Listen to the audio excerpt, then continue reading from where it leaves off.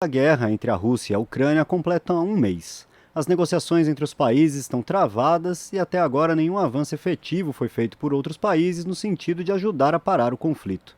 Sobre isso, nós vamos conversar agora com o professor de Relações Internacionais da PUC São Paulo, Reginaldo Nasser. Bom dia, professor Nasser, tudo bem? Bom dia, prazer estar aqui com vocês. Professor, o conflito entre a Rússia e a Ucrânia vem se arrastando sem perspectiva de solução. Passados 30 dias, o que a gente pode avaliar desse conflito? O Putin errou? A Ucrânia surpreendeu? Que fim podemos esperar? Olha, a palavra surpresa, ela está aí no dia a dia nosso desde o dia 24. Quer dizer, não se esperava que Putin fizesse uma invasão da forma como ele fez, não se esperava que houvesse uma resistência nesse nível que está acontecendo das forças ucranianas, não se esperava a intensidade das sanções que os países ocidentais têm feito contra a Rússia, mas também não se esperava o apoio nesse nível que a Rússia está tendo de outros países, como China, Índia, África do Sul. Quer dizer, há uma divisão na comunidade internacional, né? Então, a situação no campo militar é daquilo que alguns chamam de guerra de atrito, guerra de fricção. Ou seja, a defesa ucraniana está conseguindo segurar o avanço dos Estados Unidos. Desculpa, da União, da Rússia, claro, contando aí com o apoio das armas norte-americanas e da OTAN, né? Mas ela não é suficiente para retirar as forças russas do território ucraniano. Então, aí está o impasse. Avança um pouco, retrocede, né? Então, aquilo que é uma guerra de desgaste. E a Rússia tem, nas últimas semanas, aumentado o ataque à infraestrutura ucraniana, atingindo seriamente a economia, como siderúrgicas, locais de abastecimento, né? Então, é um desgaste e, ao que tudo indica, essa guerra ainda vai prolongar por um tempo. Ontem houve três grandes reuniões, né? OTAN, G7 e União Europeia. A conclusão, em resumo, foram mais propostas de sanções contra a Rússia, até uma tentativa dos Estados Unidos de propor a expulsão da Rússia do G20. A OTAN, inclusive, anunciou que vai ampliar sua presença militar no leste europeu. São 4 novas unidades de combate na Bulgária, na Romênia, na Hungria e na Eslováquia. Como que o senhor avalia o resultado dessas reuniões? E essa ampliação da OTAN pode levar a uma nova escalada de tensões no conflito? Olha, eu acho que, em primeiro lugar, o nó está cada vez mais difícil de desatar. Pelo contrário, os principais atores aí, Estados Unidos e Rússia, vão puxando cada vez mais. Eu diria mais até os Estados Unidos, né? Que justamente é um momento de tentar encontrar perspectivas de acordo. Em nenhum momento, desde que teve início esse conflito, ou até que antecede esse conflito, não, em nenhum momento os Estados Unidos fez alguma sinalização ou estimulou a Ucrânia a fazê-lo. Isso é muito claro, desde dezembro que o Biden está falando em guerra.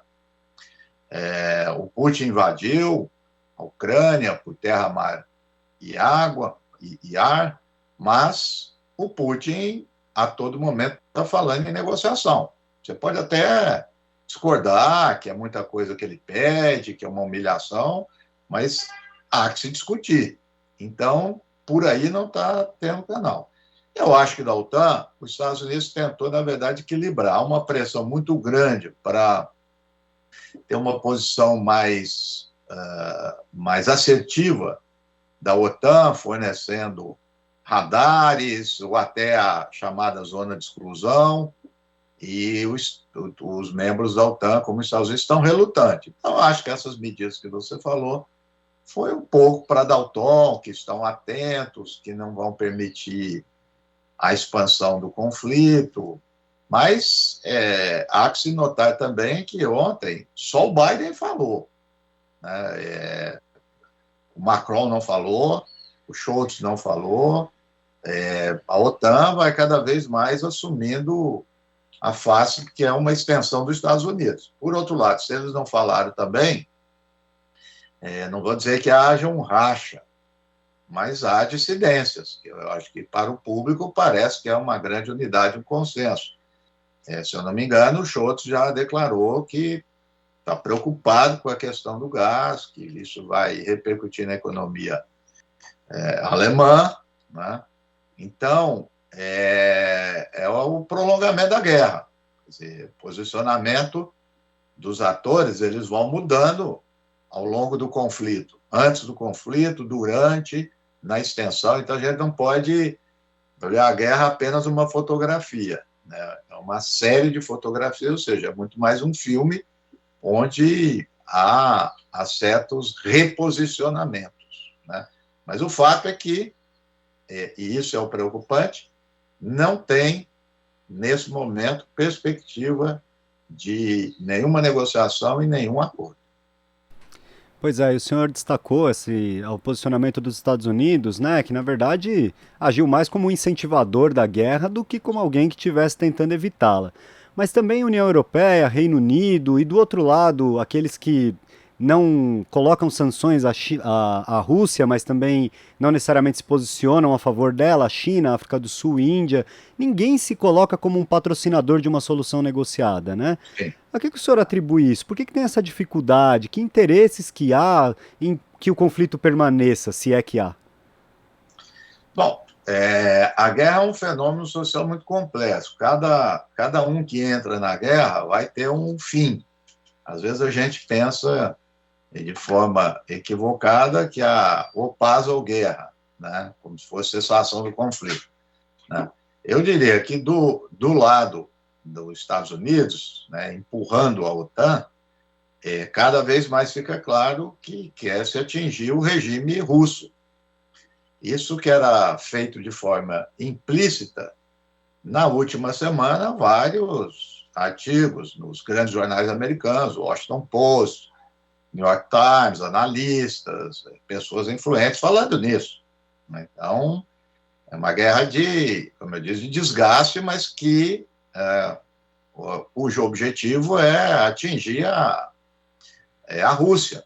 É só a gente olhar, na semana passada, as armas que os Estados Unidos, o dinheiro e armas que ele está enviando à Ucrânia. E são armas que não definem a guerra, ela prolonga. É o tipo de arma que ele está enviando. Até essa semana, o funcionário, um grande subsecretário de Defesa, que cuida da compra e da produção de armas para o Pentágono, disse que precisa estimular a produção, né?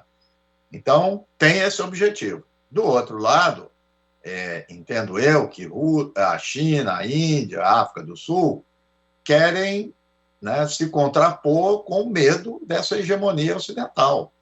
Então, independentemente de prolongar a guerra, o paz, que eles não estão olhando diretamente para isso, é equilibrar a hegemonia, porque se eles também não se colocam do lado da Rússia, ou pelo menos não excluam a Rússia,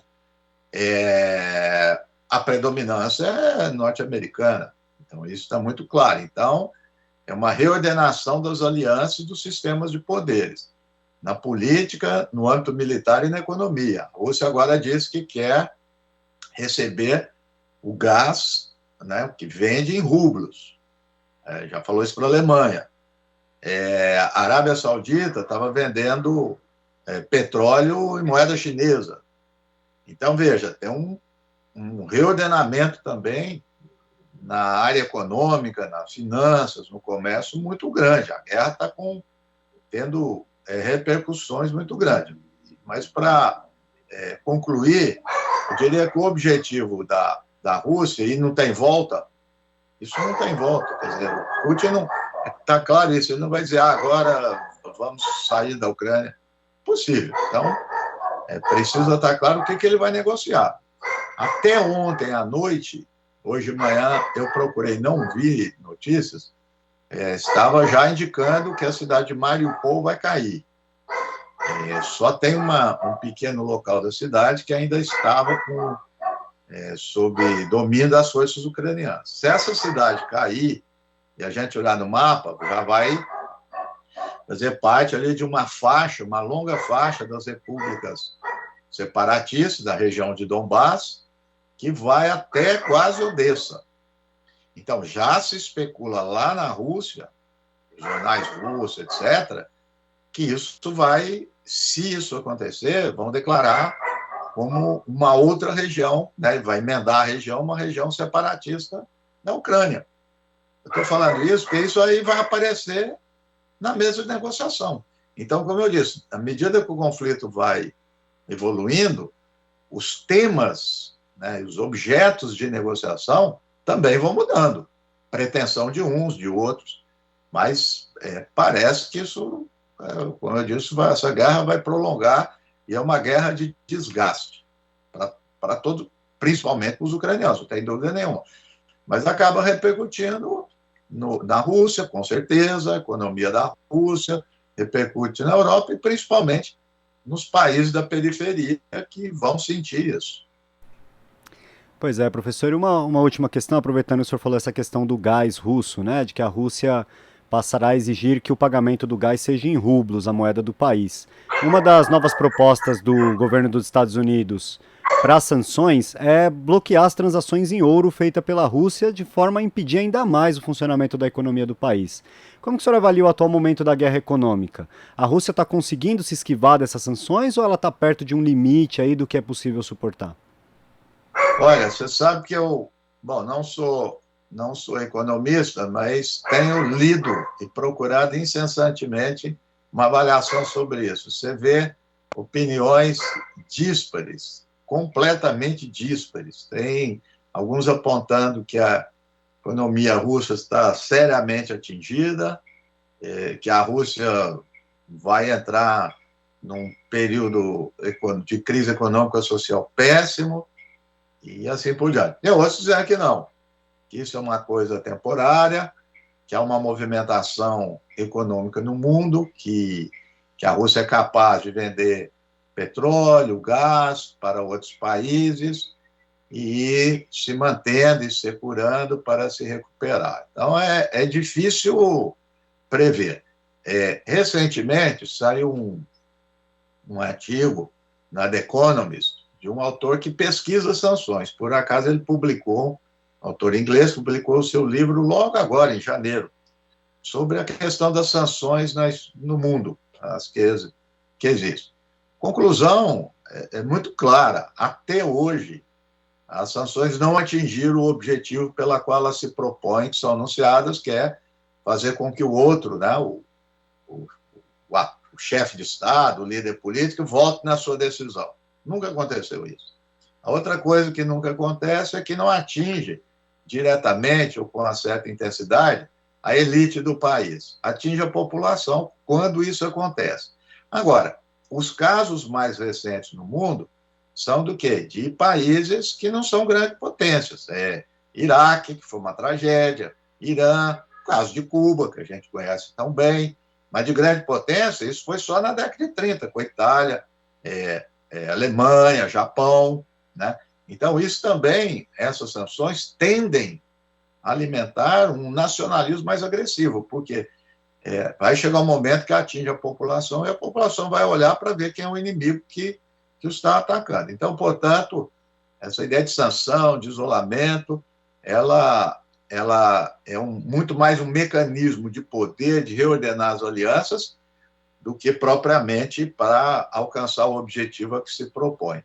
E a sanção, na verdade, é uma guerra econômica, né? Silenciosa, mas por vezes ela mata mais do que as próprias guerras. Então, nós temos o caso da Rússia, que é um caso assim, quase sui generis, porque um grande poder militar e, né, não tem o poder econômico correspondente e vai entrar numa crise. Mas, como eu disse, tem outras potências aí no mundo que estão se movimentando e o mundo não é apenas o Ocidente. Pois é, professor, a gente ainda vai ter muito provavelmente para conversar sobre isso, muitas consequências ainda vão haver dessa guerra. E eu agradeço sua participação de hoje aqui no Jornal Brasil Atual. Um bom dia e um bom final de semana para o senhor. Bom dia, um bom final de semana para todos vocês. Conversamos aqui com o professor de Relações Internacionais da PUC São Paulo, Reginaldo Nasser. Você está ouvindo Jornal Brasil Atual. As notícias que os outros não dão.